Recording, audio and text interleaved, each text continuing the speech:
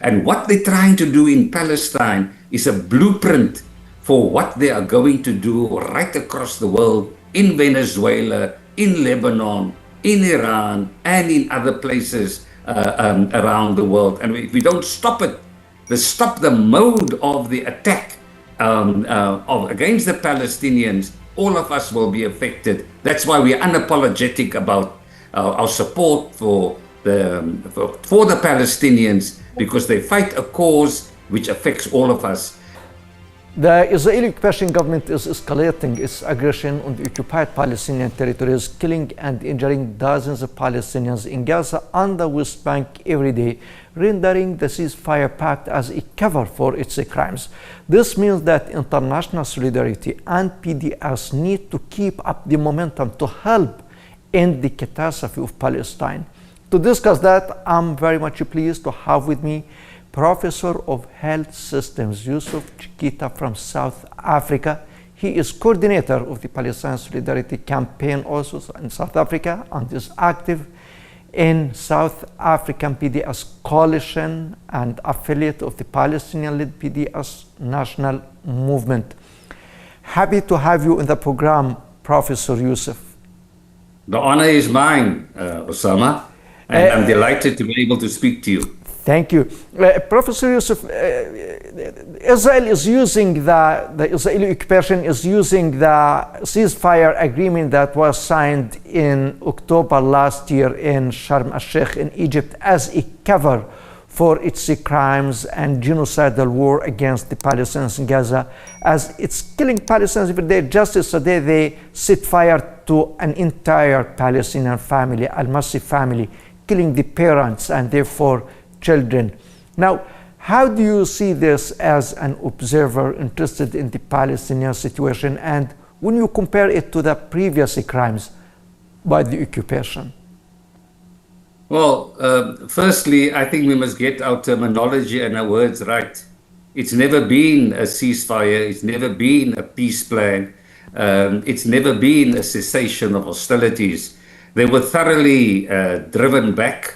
And in fact, on the brink of defeat, when the international community, the Board of Peace, came to their rescue to continue the genocide under another name. And this disgracefully and shamefully was with the acceptance and the assent of the United Nations Security Council. So this fraudulent Board of Peace is not a Board of Peace. It's a continuation. It should be called a Board of War.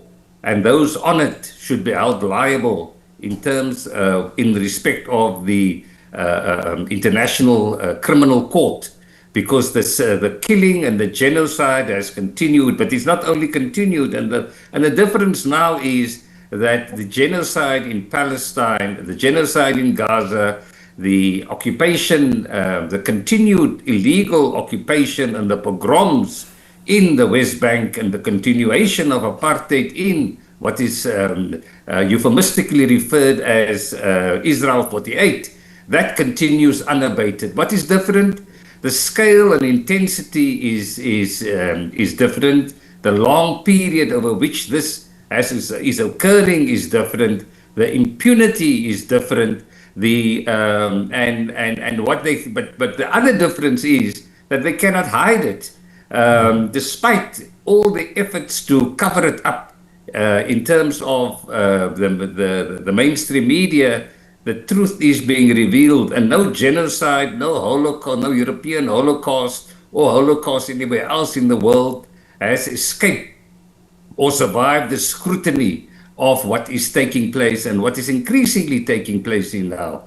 And we say that, and we can use that as a great leverage to continue to expose them and continue to highlight the carnage and the chaos that the Palestinian people are subjected to. And you've used the word, and when we compare it immediately to South Africa, the lifeblood of the resistance against the genocide, against an occupation, against settler colonialism in South Africa has always been, the lifeline has always been international solidarity. And that is a big difference that is a horse that we must mount in order to see the cessation, the genuine cessation and for the peace and stability to enter into that region. Yes, and you mentioned the situation in South Africa, and we know that South Africa has lived through a system of apartheid, separation, control, and intimidation. And when we look at the Palestinian situation now, we see in Gaza complete genocide as Israel is leaving nothing intact there. And in the West Bank, we have the Israeli settlers' terrorism against different Palestinian villages and areas.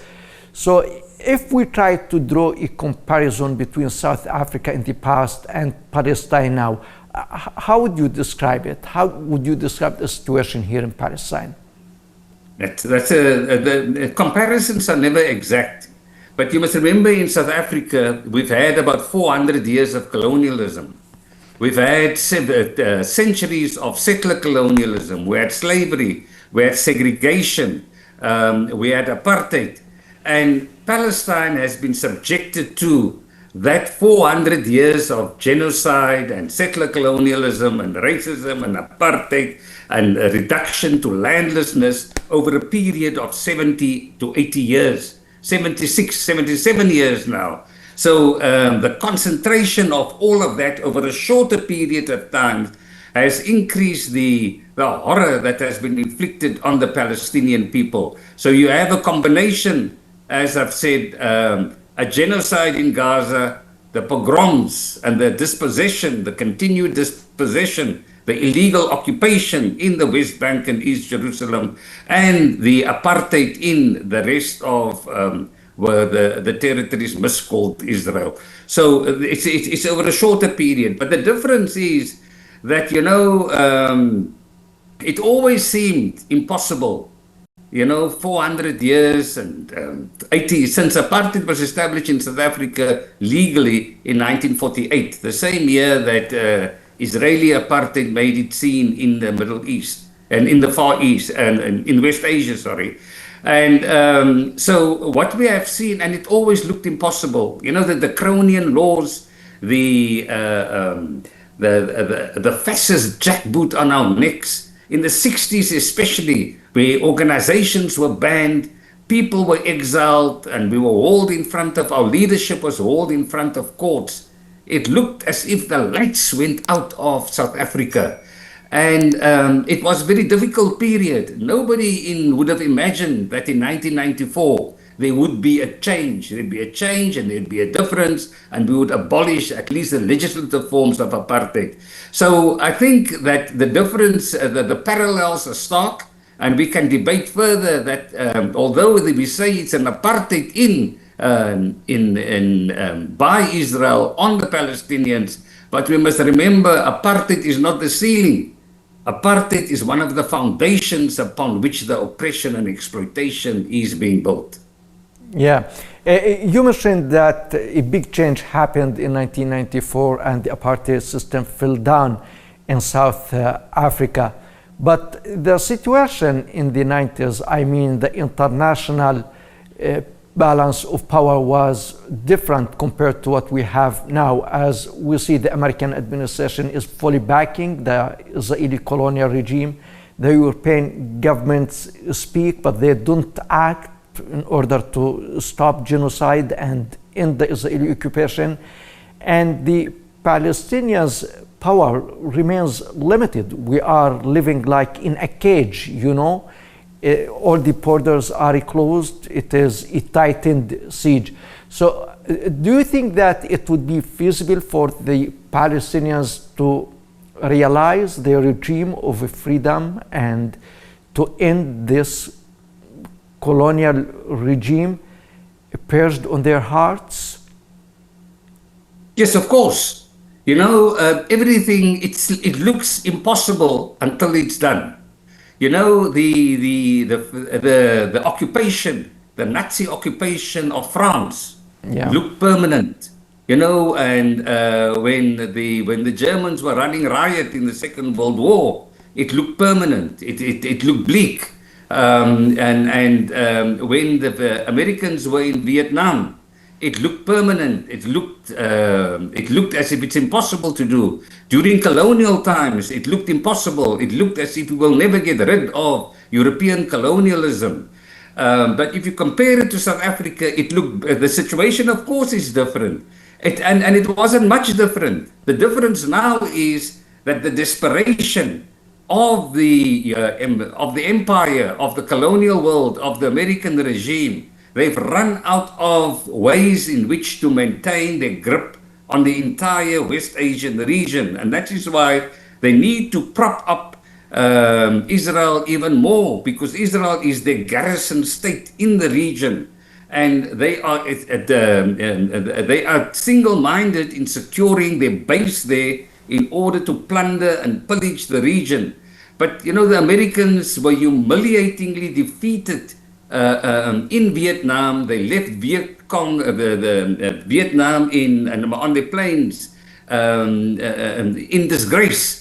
And before that, the French also got a hiding there, and the French, and there were many things which underpins the current mentality that it is impossible. I'll give you another example. Yeah. You know, during the time of slavery in the Caribbean, when African slaves were taken there and they revolted against slavery, they used to lynch them and they used to hang them up trees. And the African Americans had a saying, you know, they used to hang them up with the ropes because they rebelled against slavery.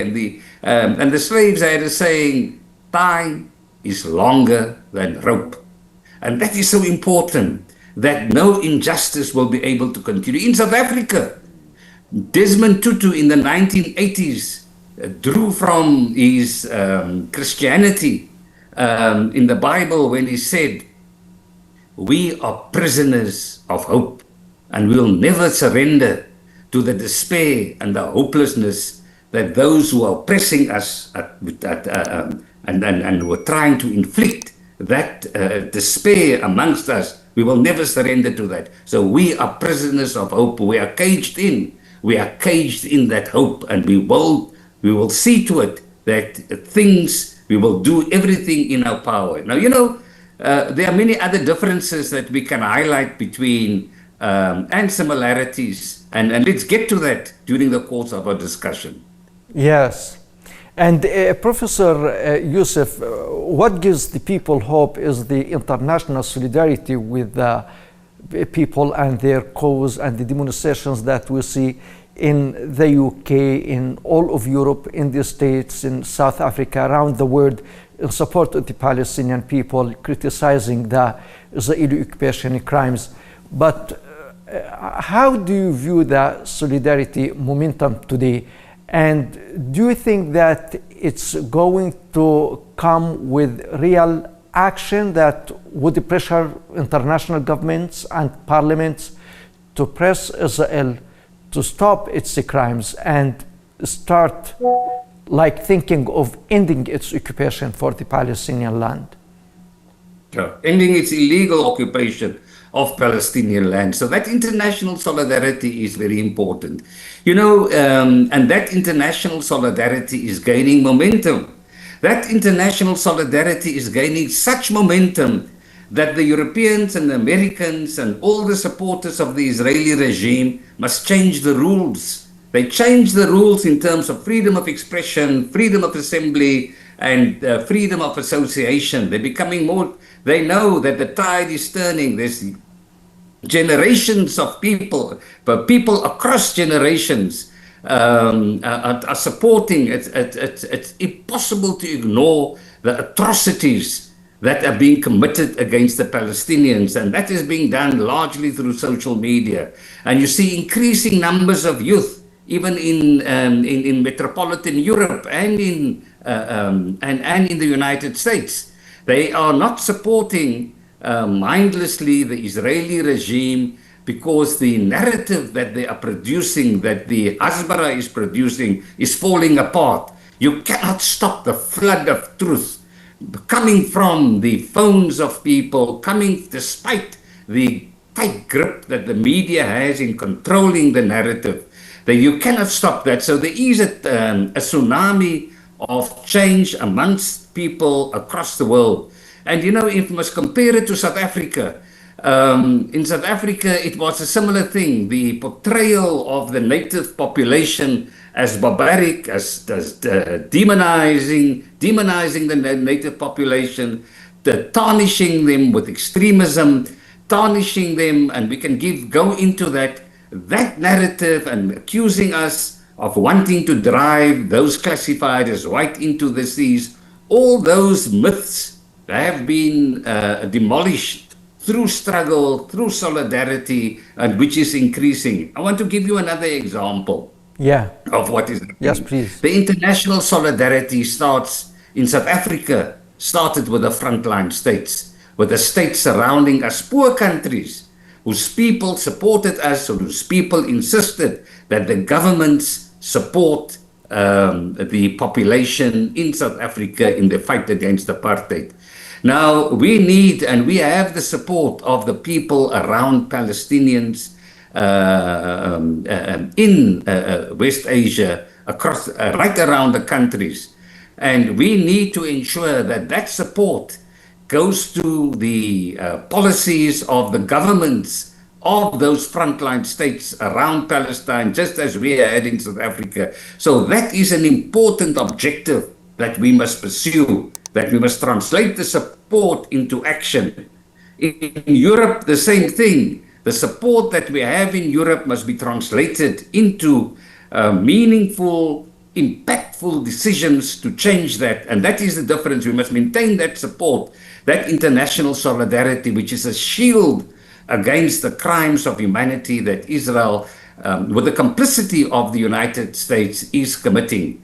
And that is what we must unravel, and which is being unraveled. And you're seeing that international solidarity has become increasingly bolder right across the world. You know, if you look at the United Kingdom in terms of the arms manufacturers, if you look at Europe in terms of stopping the coal, in Italy especially, where the harbors, there's no safe harbors or free harbors for fueling a genocide. And in South Africa as well, we need to increase that solidarity and translate it into impactful actions. And it is happening. And we must be impatient for it to be done. You know, it took 70 years, 60 years for apartheid to be demolished in South Africa. But nobody imagined that in the 1980s, when the horrors were unleashed by the regime against the South Africans, that in 1994 that will happen. So, but we need to continue to press that. And what the liberatory movement outside in the international community did from South Africa was to mount an anti-apartheid campaign. And that is the kind of campaign that we must mount to isolate Israel, to boycott and divest and sanction it for what it's doing at the United Nations, at the different country levels as well. Yes, and my final question to you, Mr. Usuf, in this context, we see how the solidarity activists like Palestine Action in the UK and other parts of the world are facing like repressive and suppressive campaign by their governments. They are put in prison. Some students are not allowed to continue their education courses in universities. Some people lost their residence, their passport, their permission to stay in the US. So how do you see the language used to describe activists supporting Palestine shifted over time? And how would these people keep the momentum despite the challenges they are facing and continue their course of struggle in support of the Palestinian cause? Yes, let me use a South African example. Yes. You know, in the 1960s, when the fascist jackboot was put on the people of South Africa and the organizations were banned, they tried to decimate, the apartheid regime tried to decimate the leadership and to outlaw the organizations. And they tried to justify it by calling us extremists, radical, savages, terrorists. Nelson Mandela was called a terrorist. But the same Nelson Mandela who was called a terrorist was invited to the Rose Garden of the White House eventually and they embraced him for his resistance against apartheid. So don't be, slavery was legal once upon a time. Apartheid was legal, and we resisted them. And the resistance invites those kinds of activities. And we cannot be silent in the face of such the devaluation of human life, as we've seen in Palestine in particular. Desmond Tutu, he called for sanctions, and he was called a terrorist. He was called all kinds of names. He was called a racist. He was called a person who support the armed struggle of the ANC, and all those kinds of things. But he was defiant in bringing about change through this calling for sanctions against South Africa at that time. So you need to rise up and stand up and say these kinds of things, because it is temporary. This kind of grip that they have on you, which is falling apart, is temporary. And we need to be even braver and stand firm, because ours is a just cause. And it's the cause that will triumph. No injustice will last forever. And even this, what is happening in Palestine, will pass. But the way it will pass is for us to ensure that we continue to resist, that we are even more braver and bolder. You know why? Because genocide is a crime. It's a crime against humanity.